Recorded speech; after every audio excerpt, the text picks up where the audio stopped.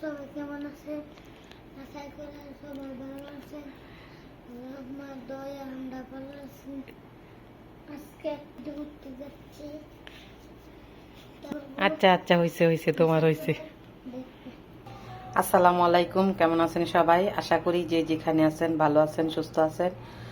আল্লাহর রহমতেও আপনাদের দোয়ায় আলহামদুলিল্লাহ আমরাও ভালো আছি। তো আজকে ছোট্ট একটি ব্লগ শেয়ার করবো আপনাদের সাথে। আজকে আমি টমেটোর ভর্তা করব।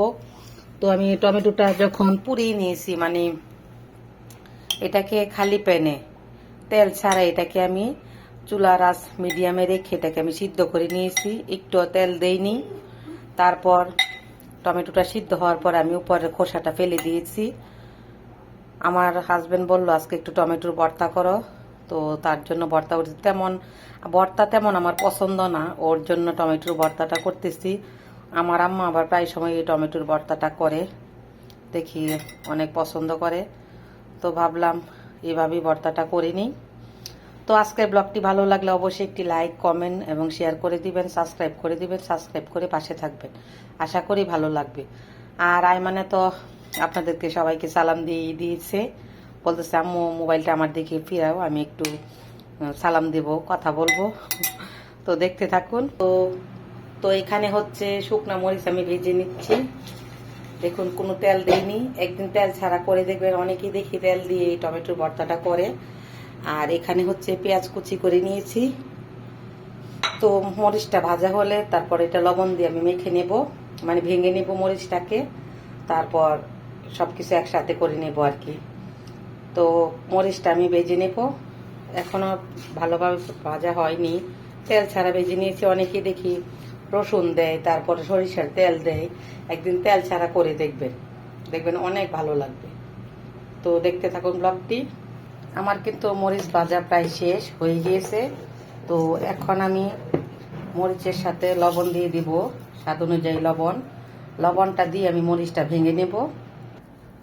এখন মরিচটাকে আমি ভেঙে নেব, লবণের সাথে মিশিয়ে নিয়েছি।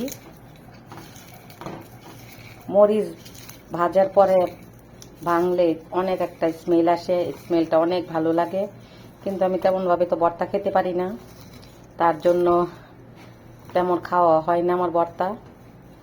মরিচটাকে আমি ভালোভাবে ভেঙে নিয়েছি, দেখুন। আর মানুষ মাত্রায় ভুল, কথার মধ্যে অনেক ভুল ত্রুটি হতে পারে, সকলেই ক্ষমা সুন্দর দৃষ্টিতে দেখবেন। এখন পেঁয়াজটা আমি মিশিয়ে নিব সাথে। আমি কিন্তু টমেটোর ভর্তার মধ্যে কোনো তেল দেব না, এটা এমনিই থাকবে ভর্তাটা। অনেকে তেল দিয়ে করে, কিন্তু আমরা তেল দিয়ে খাই না। অন্য অন্য ভর্তার মধ্যে তেল দিই, কিন্তু টমেটোর ভর্তার মধ্যে আমরা তেল দিই না। দেখুন মরিচটা আমি সাথে মিশিয়ে নিয়েছি। এখন হচ্ছে টমেটোটাকে আমি ভেঙে নেব। এই দেশের টমেটো তেমন আমাদের দেশে টমেটোর মতন এত গলা গলা হয় না, মানে সিদ্ধ করলেও গলে না। আমি ভালোভাবে এটাকে কষলিয়ে নেব, যতটুকু পারি আর কি ম্যাশ করতে।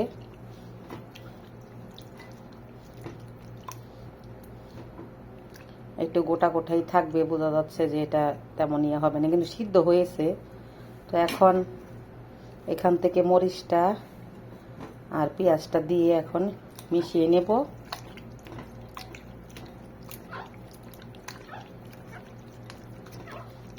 আমি এক হাতে ভর্তা করছি আর এক হাতে মোবাইল নিয়ে নিয়েছি হাতে, তো আমি করতে পারিনি, স্ট্যান্ডে আজকে দেইনি, এমনি হাতে নিয়ে করেছি, কারণ ছোট্ট একটি ব্লগ।